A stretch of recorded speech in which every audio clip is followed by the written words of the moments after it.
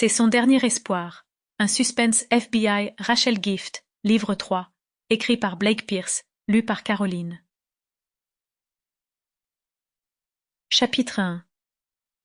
Et dire que, un mois auparavant seulement, la plus grande inquiétude de Maria Ramirez était de trouver une paire de chaussures à crampons à la bonne taille pour son fils. Ça avait paru être un problème important, à l'époque, de dénicher ces stupides chaussures avant que les essais ne débutent. Son monde avait tourné autour de cette quête pendant environ 3 jours. Alors qu'elle sortait de l'hôpital et se dirigeait vers le parking plongé dans l'obscurité, la quantité de stress qu'avaient généré ses recherches lui sembla presque comique.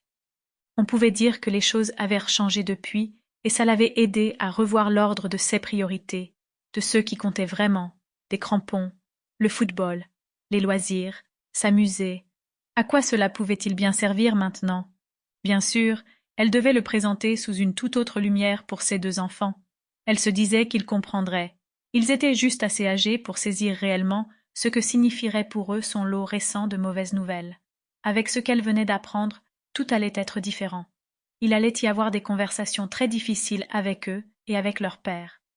Maria et son ex-mari s'étaient parlé pendant 5 minutes, en tout et pour tout, au cours des 3 dernières années, mais ils allèrent devoir revoir ce score à la hausse maintenant. Elle sentait l'hôpital se dresser derrière elle, presque comme une maison hantée dans un mauvais film d'horreur.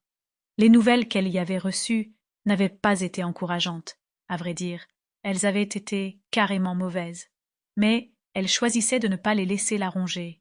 Elle choisissait d'essayer de s'en servir comme d'un moyen pour nouer un lien avec ses enfants, pour leur montrer qu'il y avait plus important dans la vie que les chaussures à crampons, ou que le fait d'avoir une nouvelle Xbox parce que l'ancienne était tombée en panne. Elle sortit son téléphone, voulant appeler Teddy, son fils, pour lui demander de sortir du poulet du congélateur. Elle ne savait absolument pas ce qu'elle allait préparer à dîner, mais elle avait besoin de s'absorber dans la routine du quotidien.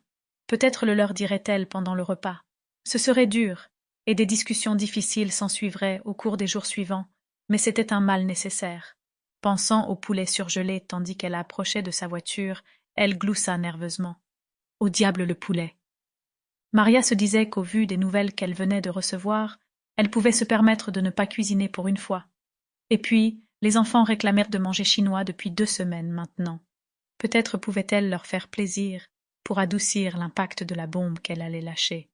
Alors qu'elle s'arrêtait à côté de sa voiture, son téléphone en main, elle chercha le numéro de leur restaurant chinois préféré. Avant d'appuyer sur « Appeler », elle essaya de se souvenir du plat au nom étrange que...